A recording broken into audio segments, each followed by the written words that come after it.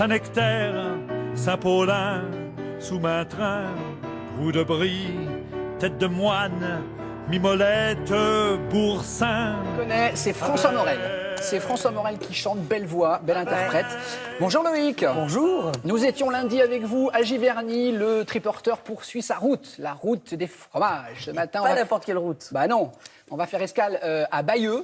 Exactement. Et on va mettre à l'honneur le Pont-l'Évêque. Eh oui, cette semaine, on est en Normandie. Alors, c'est la route. C'est une route assez incroyable. Regardez d'abord, la Normandie, c'est 4 très, très grands fromages qui sont assez emblématiques. Alors, forcément, il y a... on en a parlé, le Neuchâtel, lundi, oui, Neuchâtel, voilà. Ouais. Il y a le Camembert, regardez, et puis il y a le Livarot et le Pont-l'Évêque. Le Pont-l'Évêque, voilà. Et c'est celui-ci qui nous intéresse aujourd'hui. Alors, attention, parce que quand on parle de Pont-l'Évêque, il faut s'imaginer que c'est l'un des plus vieux fromages normands. Il faut se dire qu'il y a même un poème en 1622 qui disait « Tout le monde l'aime car il fait avec tant d'art, il n'est que crème ».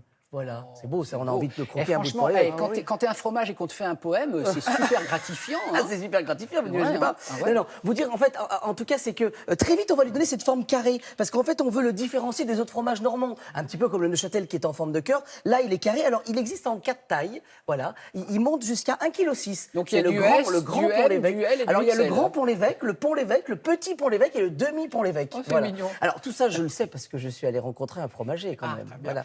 Alors, cette fois-ci, le héros de cet épisode, c'est Jérémy Thomas. Il est fromager à Bayeux. Il a une toute petite fromagerie dans Bayeux. Et là-bas, il vous raconte. Il a presque une histoire pour chaque fromage. Ah, c'est beau. Et ça m'a plu. Ah, c'est Donc, on a arrêté le triporteur, coup de frein à main, et on s'est garé. Parfait. Allez, on vous suit.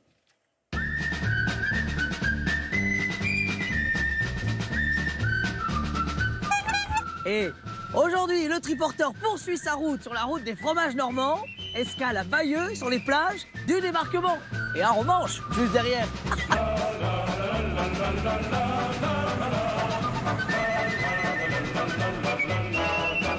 Bon, C'est bon, t'as de bons freins? Parfait. est-ce que tu as la cam? J'ai de la bonne carte. Alors, il est là, ce Pont-l'Évêque, c'est ça? Salut. Voilà, regarde, Regardez comme il est beau. c'est beau fromage. Alors, juste, le Pont-l'Évêque, pour quelqu'un qui n'en aurait jamais entendu parler, déjà, il est carré. Il est carré. Oui. C'est le fromage de Normandie carré. D'accord. Voilà. Sa particularité, il a une couleur légèrement orangée, Ouais, blanche et alors orangée. ça, c'est grâce au frottage du sel fait manuellement que ce D'accord. fromage devient orange. Ça, c'est le Pont-l'Évêque fermier de la famille Martin. Oui. 4 générations de fromagers dans la famille.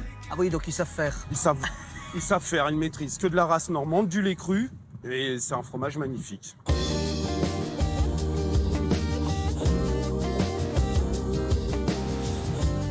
Les fromages normands, on connaît les 4 appellations, mais il y en a Ouais. plein d'autres en fait. Bah, il y a quelques petites productions aussi qui peuvent être anonymes, qui vont ressembler à d'autres fromages. Mais oui, j'ai un producteur qui me fait une super tome comme ça avec de la rage jersiaise, Il y a aux quoi fleurs, dessus Aux fleurs, des c'est petites des fleurs fleurs avec dessus. des ours. Un Hollandais qui est installé en France depuis une vingtaine d'années, qui fait des goudas fermiers, lait cru. C'est magique. Si tu vas te balader vers le Mont-Saint-Michel, tu vas découvrir aussi le petit crémeux du Mont-Saint-Michel. Tu vois, j'ai aussi des petits crottins de chèvre. Et puis aussi une petite feta super sympa. Non. C'est vrai. Les Normands se sont mis à faire de la feta. Alors là, moi. Hein? Alors juste, pourquoi il y a autant de fromages en Normandie? Bah d'abord, je pense que c'est à cause de l'herbe.